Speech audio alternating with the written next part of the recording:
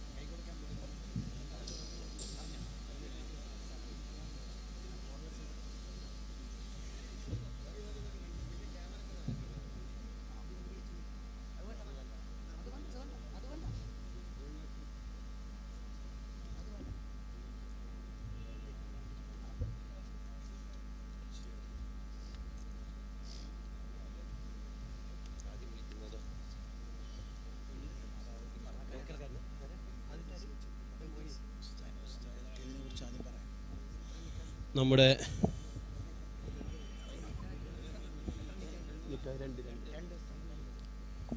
നിക്കാഹ് കർമ്മം ആരംഭിക്കുകയാണ്. ബഹുമാനപ്പെട്ട സുൽത്താനുലുമായ എ പി ഉസ്താദ് അവർകൾ നിർവഹിക്കുന്നതാണ്. വരൻ മൊഹീനുദ്ദീനെയും വധുവിൻ്റെ പിതാവിനെയും വേദിയിലേക്ക് ക്ഷണിക്കുന്നു.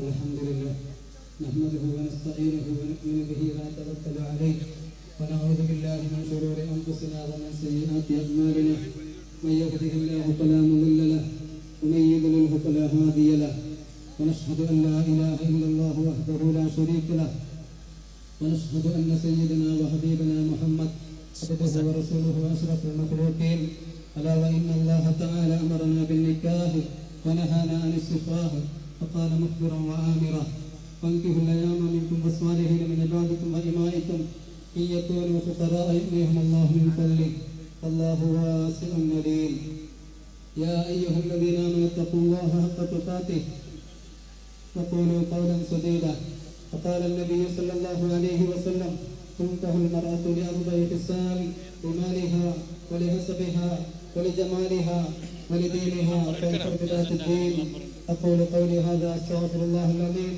وأستغفره لي وعنكم وعن جميع المؤمنين والمسلمين أجمعين فاستغفروه إنه هو الغفور الرحيم.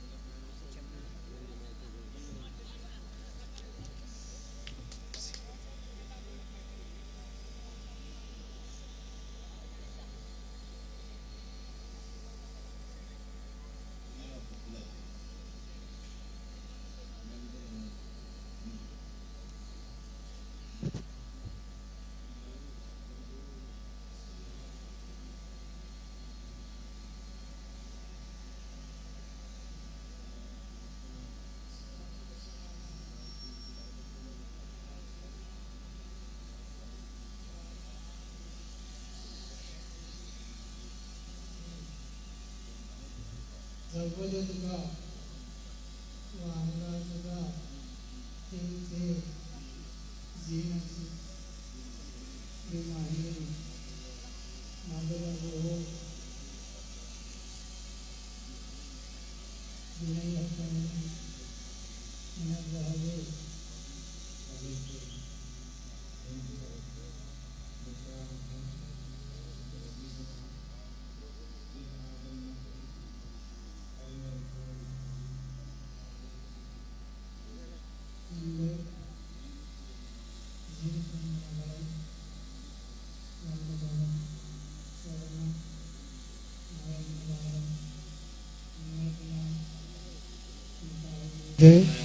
ഇണയാക്കി കൂട്ടിത്തന്നു.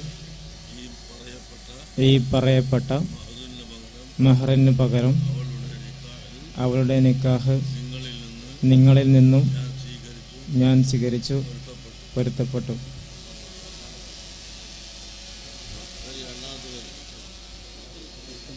നിക്കാഹിന് വേണ്ടി വരൻ നസീറിനെയും വധുവിന്റെ പിതാവിനെയും ആദരപൂർവ്വം ക്ഷണിക്കും.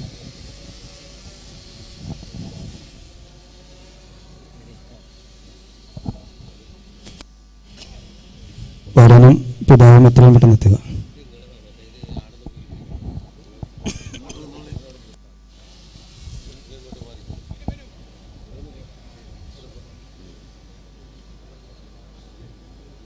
നിങ്ങളെ മകളാണോ?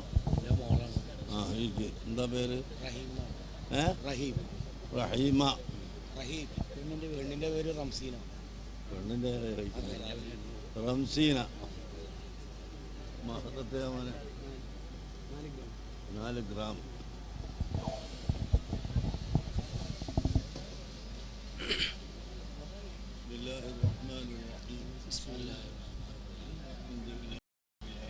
അൽഹംദുലില്ലാഹി റബ്ബിൽ ആലമീൻ. സ്വലാത്തു വസ്സലാമു അലാ സയ്യിദിനാ മുഹമ്മദിൻ വഅലാ ആലിഹി വസഹ്ബിഹി അജ്മഈൻ.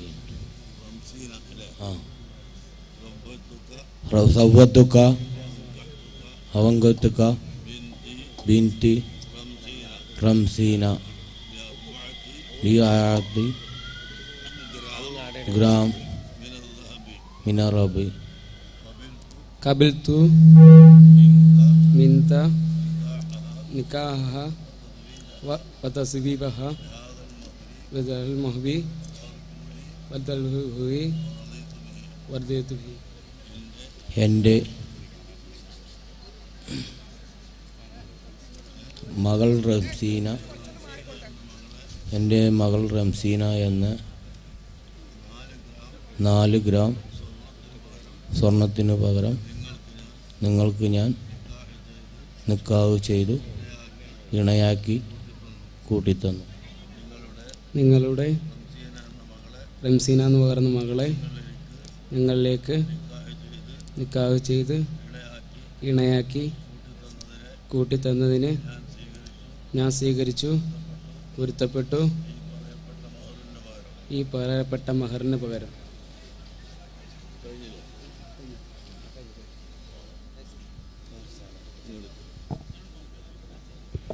അടുത്തത് ഒരു അമുസ്ലിം സുഹൃത്താണ്, പ്രിയേഷ് എന്ന സുഹൃത്ത്. അദ്ദേഹത്തിൻ്റെ താലികെട്ട് ചടങ്ങ് നടന്നിട്ടുണ്ട്. അദ്ദേഹം നമ്മുടെ സദസ്സിലുണ്ട്. ഒന്ന് പരിചയപ്പെടുത്തൽ മാത്രം. പ്രിയപ്പെട്ട സഹോദരന്മാരെ, സുഹൃത്തുക്കളെ,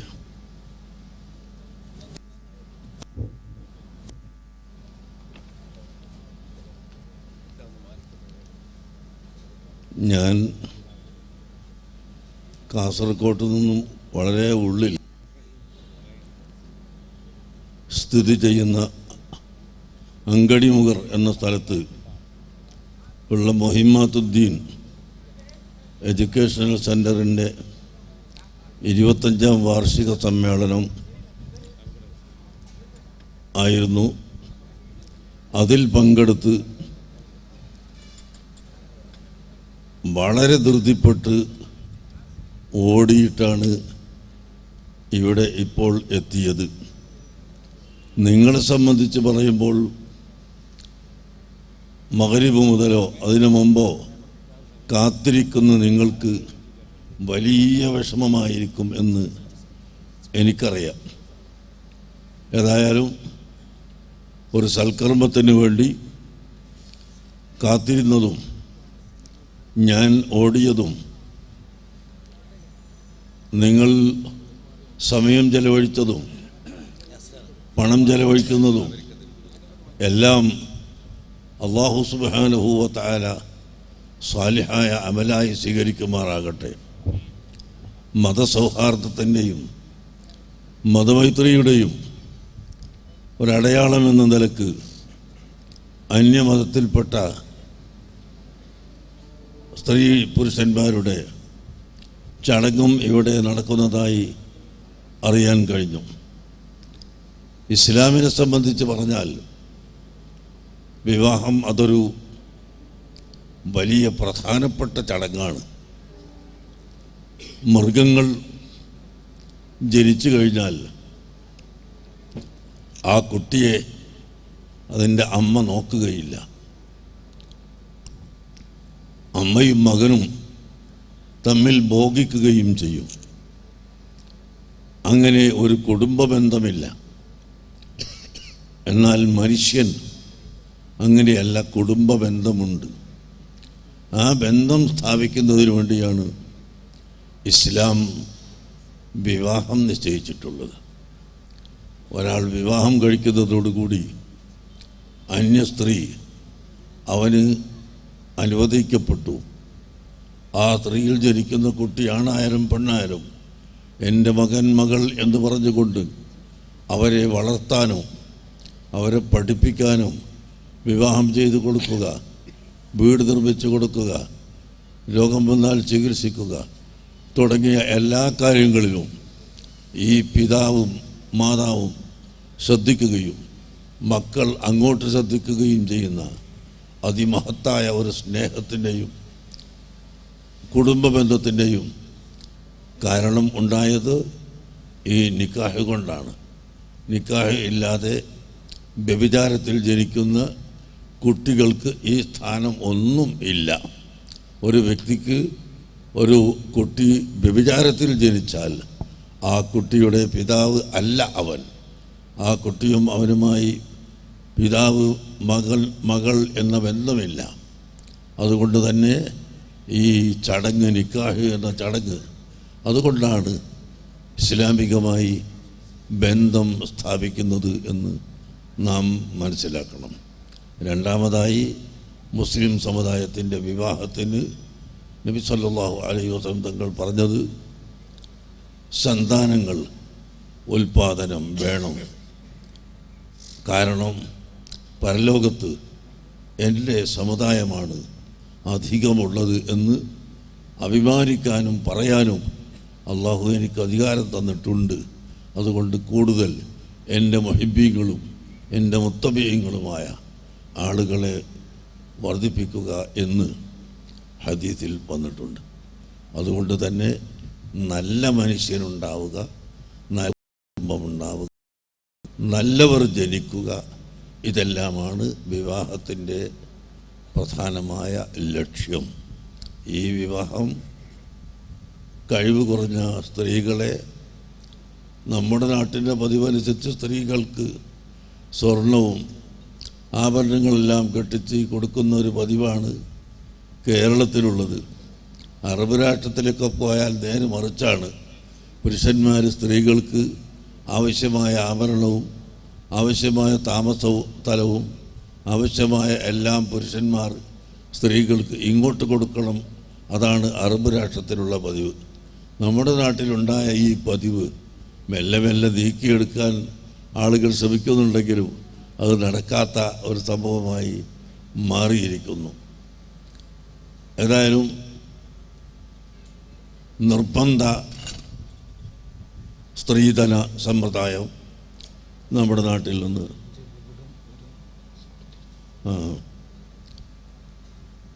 നമ്മുടെ നാട്ടിൽ നിർബന്ധ സ്ത്രീധനം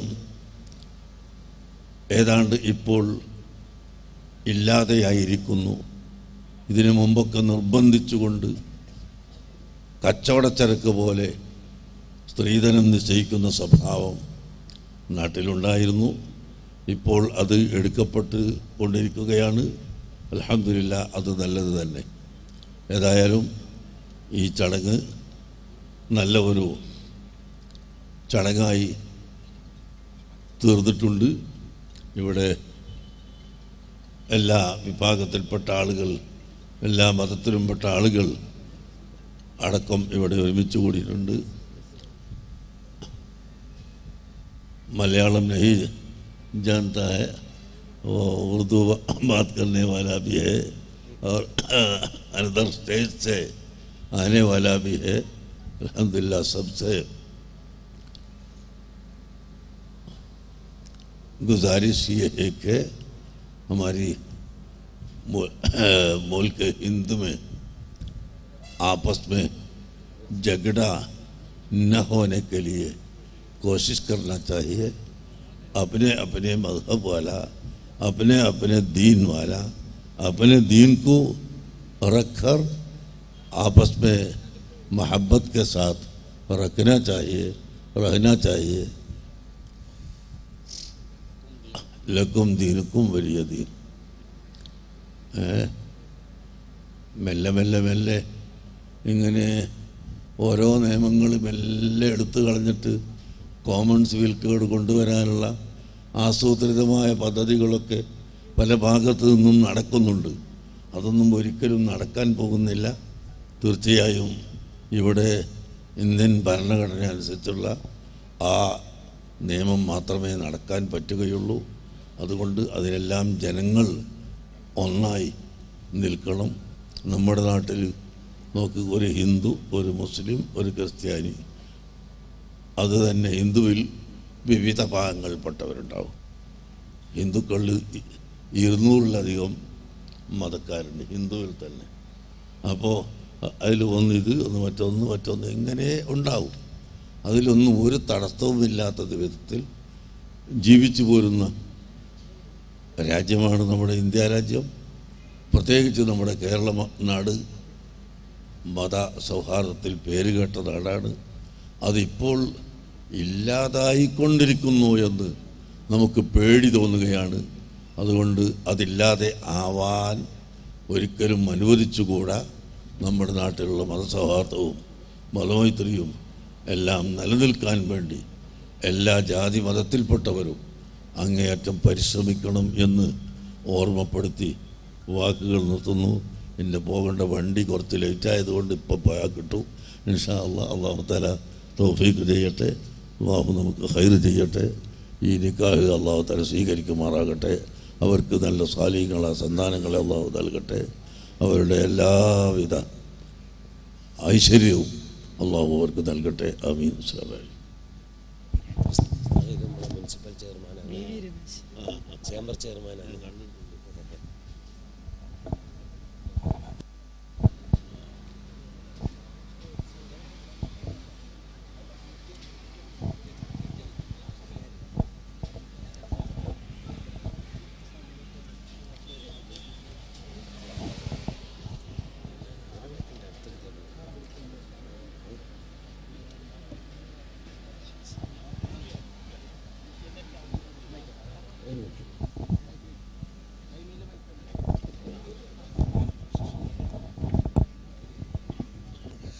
അടുത്തതായി നമ്മുടെ മൂന്നാമത്തെ വരൻ രഞ്ജിത്ത്.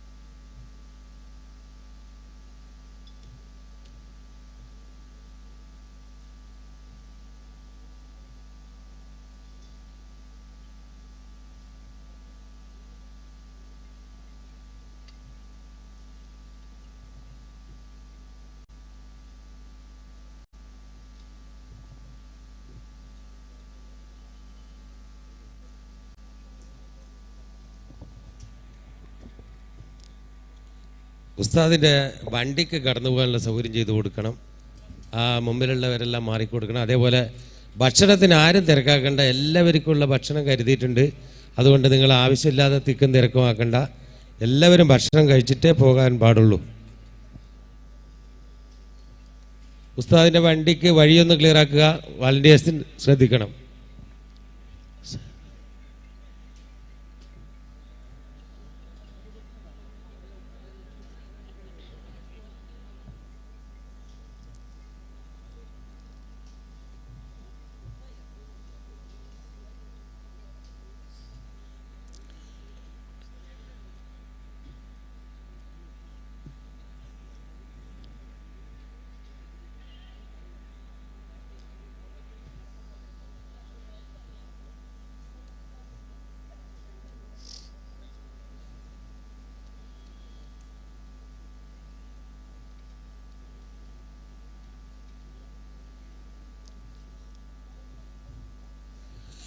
ഇതാ കുറച്ച് മാറി നിന്നുകൊണ്ട് ഉസ്താദിന് പോകാനുള്ള സൗകര്യം എല്ലാവരും ചെയ്തു കൊടുക്കുക.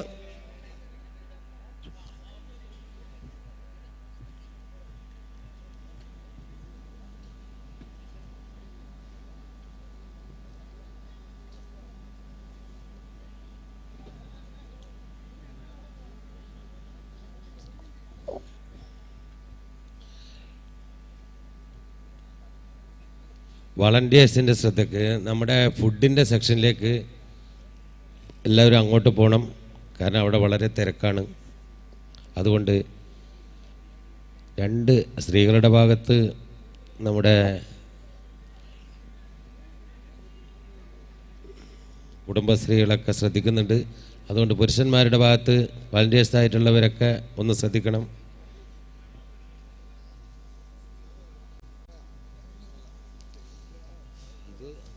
സംഘാടകരിൽ ഒരാളായി വരൻ